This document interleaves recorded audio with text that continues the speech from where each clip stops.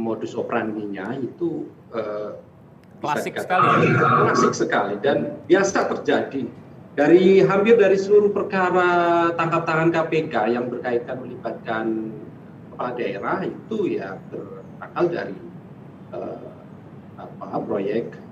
suap proyek infrastruktur misalnya gitu ya, dari pengadaan barang dan jasa, sekalipun ada yang beberapa karena perizinan yang lain ya, tetapi sebagian besar itu karena pengadaan barang dan jasa. Dan sama modus operandinya dugaan ijun misalnya, kemudian pihak dari kontraktor yang telah mengerjakan proyek, kemudian juga ada pembicaraan mengenai komitmen fee begitu ya. Dan ada beberapa yang karena adanya cukup lama intens untuk bertemu antara penyelenggara negara ya, kepala daerah, bupati ataupun pejabat pembuat komitmen dengan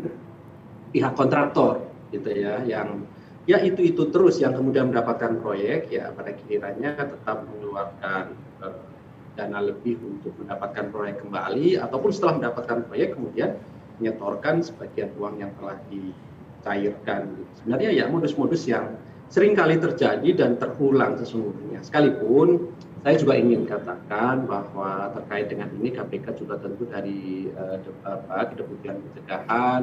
sudah berulang kali, baik itu melalui sosialisasi, peringatan kepada kepala daerah terkait dengan potensi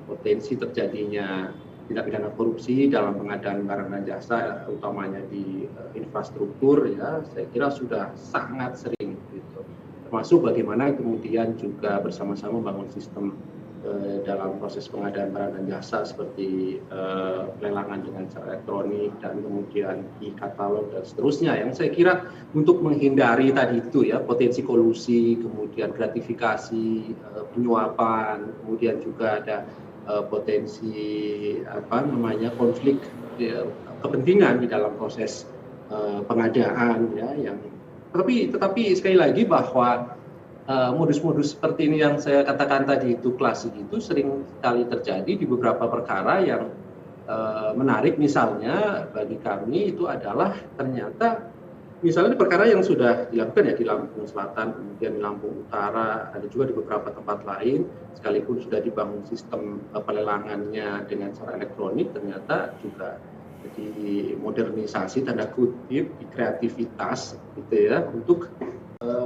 akhirnya terjadi tindak pidana korupsi di sana, baik itu melalui penyuapannya maupun tadi komitmen fee ya, tanda kutip, dengan mengutip sekian antara 7-10%, bahkan ada yang 15%,